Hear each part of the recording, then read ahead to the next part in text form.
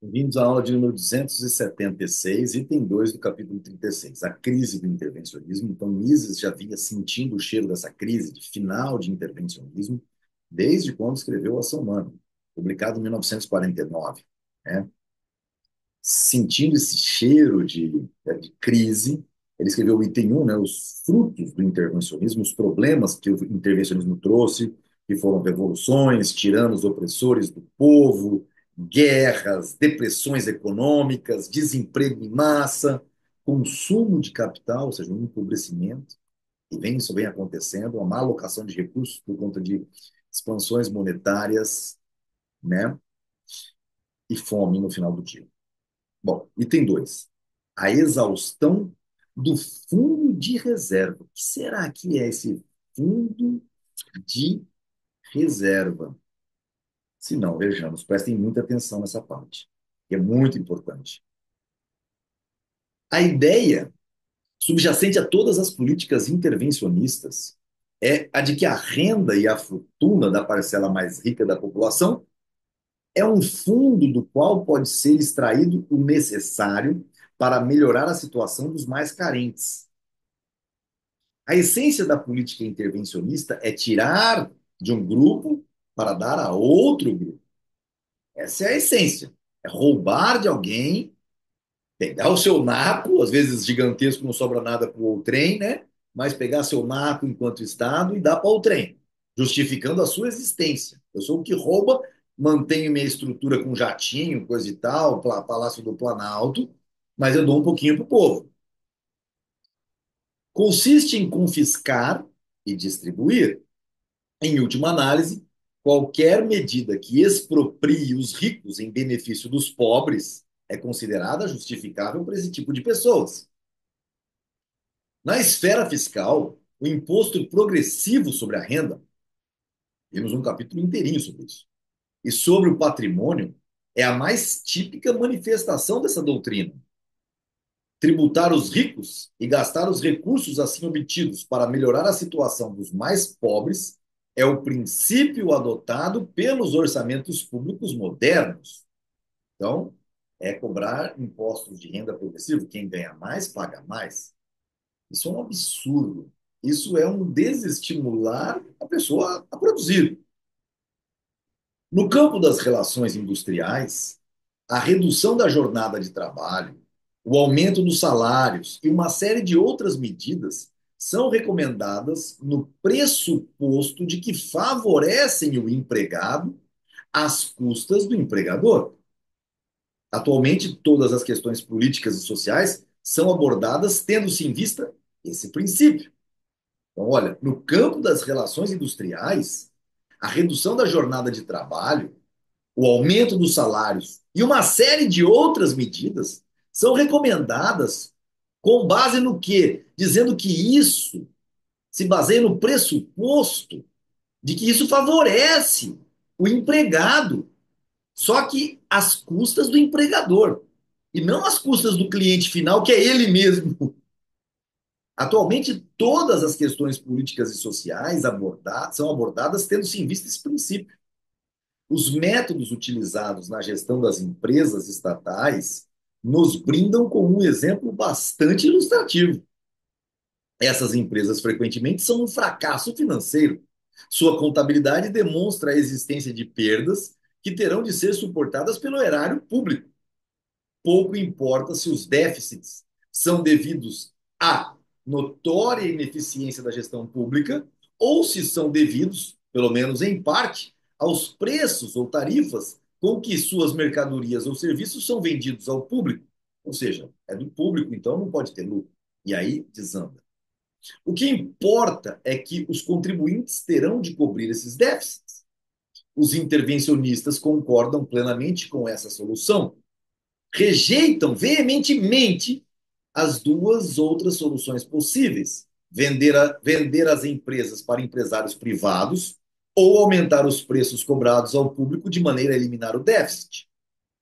A primeira dessas propostas é considerada evidentemente reacionária, porque contraria a tendência histórica no sentido de uma cada vez maior socialização dos meios de produção. A segunda é considerada antissocial, porque onera as massas consumidores. Bom, tanto a primeira, que é privatização, já virou moda, né? Nesse ponto, Mises não imaginava que a sociedade começasse a aprender algumas teses, apesar de que as privatizações se tornaram muitas vezes concessões monopolísticas, com o Estado por trás, se tornando empresas paraestatais, onde o Tribunal de Contas acabava não tendo gerência sobre aquilo, Vale do Rio Doce, Petrobras, né, e muitas outras dessas. Pois bem, e a segunda é considerada antissocial. É o que o Lula está tentando fazer quando quer a forceps baixar o preço dos combustíveis. É mais justo fazer com que os contribuintes, isto é, os cidadãos mais ricos, suportem esses ônus. Sua capacidade de pagar é maior do que a do cidadão comum, que se utiliza dos trens, do metrô, dos ônibus pertencentes às empresas estatais. Pretender que essas utilidades públicas sejam economicamente autossuficientes, dizem os intervencionistas, é uma relíquia das ideias retrógradas de economistas ortodoxos, ou seja, de nós austríacos. Acabariam querendo, concluem eles, que as estradas de rodagem e as escolas públicas também fossem autossuficientes. Bom, as estradas de rodagem já o são com os pedágios. As escolas públicas também fossem autossuficientes, isso nos traria pessoas bem formadas, o que hoje é o único ponto de destruição que o Estado faz com as gerações futuras, porque eles intervêm no que é ensinado, inclusive nas escolas particulares. Não é necessário argumentar com os que defendem essa política de déficit. É óbvio que o recurso ao princípio da capacidade de pagar depende de que ainda existam rendas e fortunas suscetíveis de serem taxadas. É inútil tentar recorrer a esse método quando os fundos já foram exauridos por impostos e por outras medidas intervencionistas. É esta precisamente a situação hoje na maior parte dos países europeus. Os Estados Unidos ainda não foram tão longe, mas se a atual tendência de suas políticas econômicas não for logo modificada, em poucos anos estará na mesma situação. Para a clareza da discussão, deixemos de lado as outras consequências inevitáveis que adviriam da completa adoção do princípio da capacidade de pagar e concentremos-nos nos seus aspectos financeiros. O intervencionismo, ao preconizar gastos públicos adicionais, não tem consciência do fato de que os fundos disponíveis são limitados.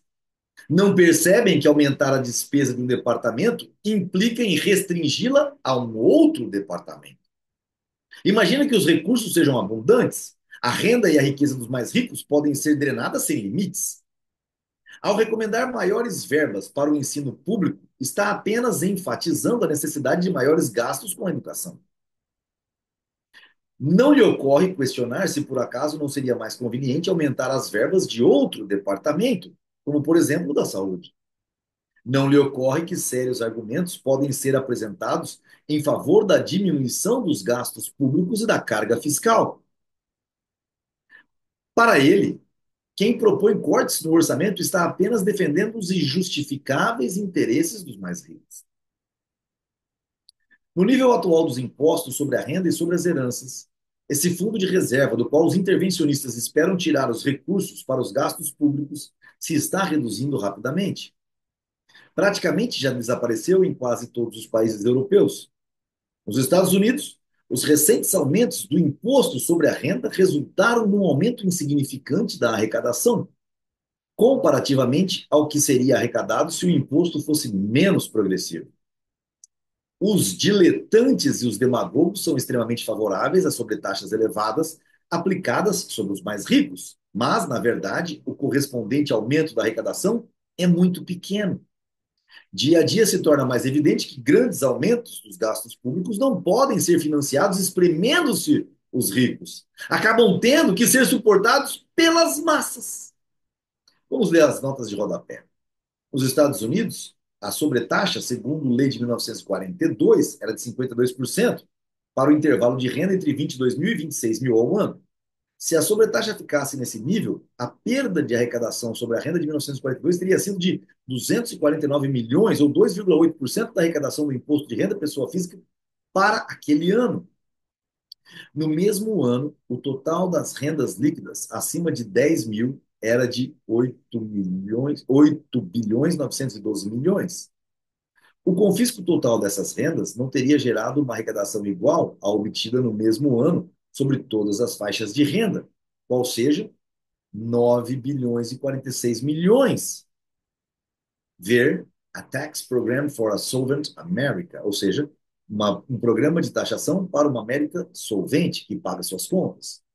Comitê da Política de Taxação do Pós-Guerra, Nova York, 1945. Vocês entenderam o que está dizendo aqui, pessoal?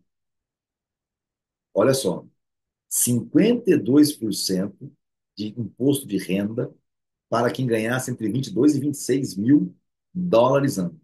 Aquele tempo era muito dinheiro.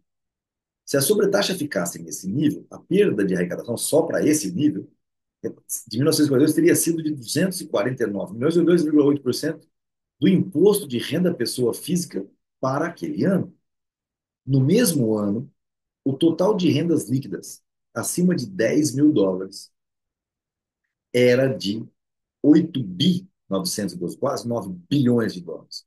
O confisco total dessas rendas não teria gerado uma arrecadação igual à obtida no mesmo ano sobre as faixas de renda, qual seja, de 9 milhões, 9 bilhões e 46 milhões. Não é dos mais ricos que vem o grosso da arrecadação, porque eles não fazem frente ao que o capitalismo gerou de riqueza para toda uma massa de pessoas. Continuando, já não se pode esconder o absurdo representado por uma política de esbanjamento de gastos que seriam sempre cobertos pelos recursos obtidos com o imposto progressivo.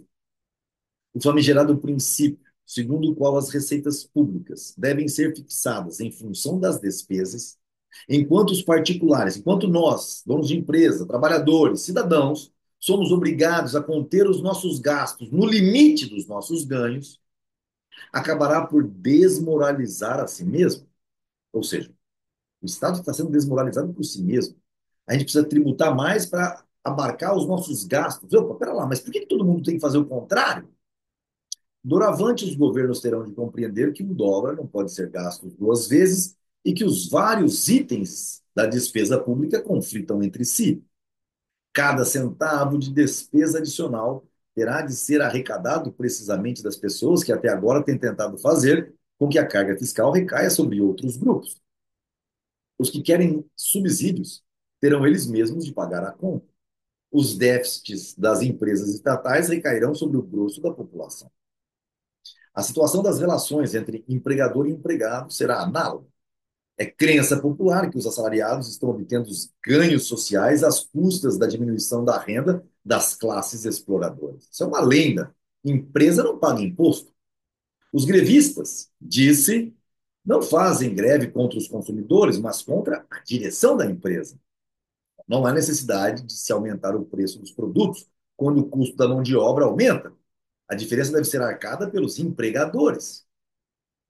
Quando a receita dos empresários e capitalistas é cada vez mais absorvida por impostos, por maiores salários e por outras conquistas sociais dos empregados, e ainda é limitada por tabelamentos de preços, a hora da verdade não demora a chegar. Torna-se então evidente que qualquer aumento salarial terá de afetar os preços dos produtos e que as conquistas sociais de cada grupo correspondem integralmente às perdas sociais de outros grupos. Toda greve torna-se, mesmo no curto prazo e não apenas no longo, uma greve contra o resto da população. Um ponto essencial na filosofia social do intervencionismo é a pressuposição da existência de fundos inesgotáveis que podem ser drenados permanentemente. O sistema intervencionista entra em colapso quando essa fonte seca. Desmorona o mito do Papai Noel econômico. Então, Mises está aqui escrevendo como é que o intervencionismo chega ao fim. Como é que chegou ao fim na Argentina? E aí vira aquele negócio. Tornamos-nos um ditador como Maduro ou colocamos nas mãos dos austríacos, que são os únicos que podem resolver o problema? A Argentina tomou um passo rumo ao sucesso e à prosperidade. Precisamos ver o que vai acontecer com o Brasil em 2026. Mas até lá, temos aí um ano e pouco. Nos vemos na próxima aula.